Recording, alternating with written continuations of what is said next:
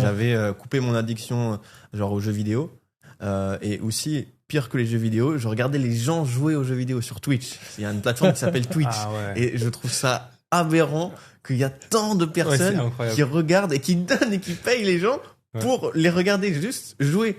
Déjà, joue toi-même si tu veux jouer. Mais du coup, voilà. Ça existe pas dans le business? Des caméras derrière toi qui est en train de travailler, les gens regardent comment tu C'est travailles. des buildings Je publics pense de live plus en tu plus. vois. Les POV, tout ça, ouais. Et le fait d'avoir traqué ça dans ma journée, ok, mais en fait, mais c'est complètement ridicule. Je l'ai enlevé. C'était pas facile au début. Et j'ai utilisé une application qui s'appelle Self Control sur MacBook. C'est une application où on peut l'installer. Et ça bloque le site que tu veux. Pas comme un simple bloqueur, mais ça bloque de tout ton PC. C'est-à-dire, tu ouvres avec un VPN ou ce que tu veux. Impossible d'accéder à ce site. Et j'ai mis ça genre 1 an. J'ai mis tous les sites que je voulais bloquer, même les sites de news. En Suisse, il y a un site qui s'appelle 20 minutes. Il y a 2-3 années, j'allais tous les jours. J'étais en guillemets addict. Et du jour au lendemain, fini. C'est ça. Et franchement, c'est trop puissant. Il faut se traiter comme ça, t'as trop raison. Moi, j'ai fait la même chose pour Instagram. Je me suis mis un code en fait de temps. Ouais. J'ai dit à quelqu'un de le mettre et sous aucun prétexte de me le donner. C'est-à-dire que j'ai 15 minutes par jour d'Instagram et c'est tout. Et après, je peux pas aller sur Instagram. Et en fait, j'ai décidé de me traiter comme si j'étais un cocaïnomane ou un héroïnomane en fait qui Bah, c'est ça, c'est qui se gratte la les veines. définition de ça, c'est addict, entre guillemets aussi un peu à la dopamine. C'est donc, ça. Et du coup, je pense qu'il faut se traiter à la hauteur de nos addictions. Ouais. Donc, Je pense que tout simplement, il faut faire comme il a dit, tu fais un traquage de tout ce que tu fais durant ta journée. Tu essaies de prendre conscience, ok, ça je fais ça, j'ai cette habitude-là, peut-être j'avais même pas remarqué.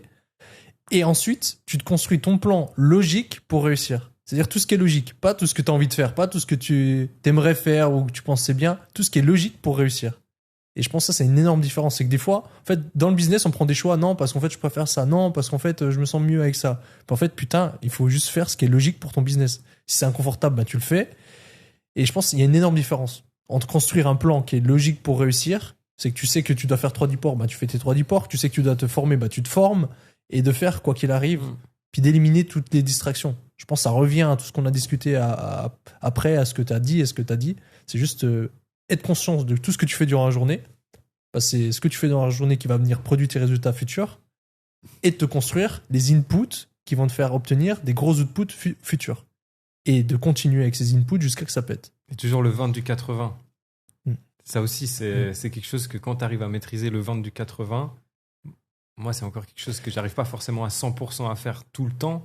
Et mais même quand tu commences à déléguer, le 20 du 80, il devient encore plus important parce que quand tu dois manager des teams, ça te prend du temps, ça devient un autre métier que le métier opérationnel que tu faisais avant. Il y a de l'humain à gérer aussi, comme on parlait avant. Et ouais, je pense que en fait, ce que tu dis qu'il faut faire, c'est reprendre toute sa journée et supprimer ce qui sert pas au business. Et même à l'intérieur du business, le faire, c'est là où tu t'approches le plus possible du 20 du 80.